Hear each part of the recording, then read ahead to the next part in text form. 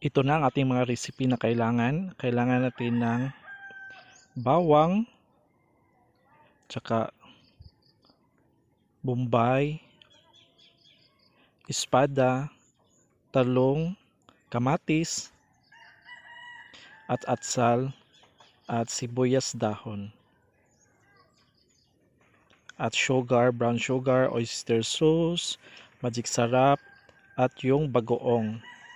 So kailangan muna natin siyang prituhin.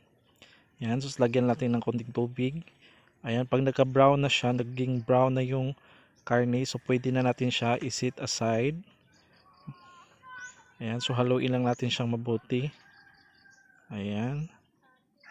So i-set aside na natin siya para iprito natin yung mga sangkap. So ilagay na natin ang bawang. Then pag nag-brownish na siya ng konti, isunod naman natin yung bombay.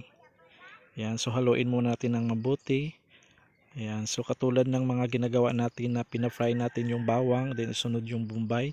Depende na sa inyo yon kung anong iunahin nyo. Pwede yung bombay, pwede rin yung bawang. Then after nyan, yan, pag naka-brown na siya ng konti, isunod naman natin yung talong. Yan. So haluin muna natin. Then after nyan, itabi natin siya para hindi siya masunog. At isunod natin yung talong. At i-fry din natin siya.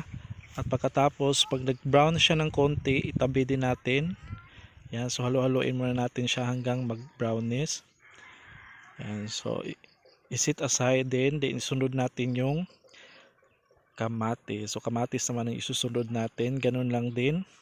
Pag halo-haloin din natin, then itabi sa gilid, isunod yung kamatis. Kailangan yung kamatis na gagamitin natin, yung hinog po talaga. Ayan. So after ng kamatis, halo-haloin din natin. Pag nag-brown na siya, ayan, so isusunod naman natin yan. Then haluin po ng mabuti.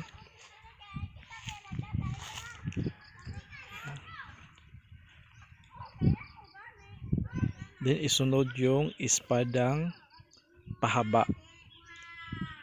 Yan po, espadang pahaba po yung isunod natin. Pag nahalo na po natin yung espadang pahaba, i-mix na po natin siya lahat. Ayan. Habang hinahalo-halo natin siya. Then paghaluin po natin lahat ng ingredients kasama yung pork. Ayan, so na-mix na po natin siya. Sa pagkakataon na to, pwede na po kayo mag-add ng small amount of hot water para meron po siyang sauce kahit konti para hindi po siya matuyuan. Sa pagkakataon na to, nilagay na po natin yung bagoong alamang.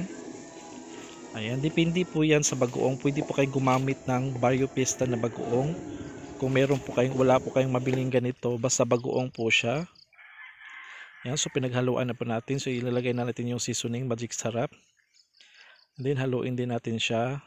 After mahalo, isusunod naman natin yung brown sugar. Kailangan po brown sugar po kasi iba kasi yung lasa ng white sugar. Ayan. Halos pareho naman siyang sugar pero mas mainam po kung brown sugar pong gagamitin natin. Then paghaluin po natin mabuti. Ayan, nahalo na. Kung napapansin nyo, unti-unti na siyang natutuyo, lagyan po natin ng oyster sauce. Then pwede rin po kayo mag-add uli ng hot water. Depende na sa inyo yon kung gusto nyo.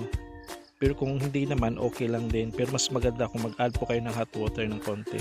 Then ilagay na po natin yung atsal tsaka yung sibuyas dahon. Then paghaluin po natin.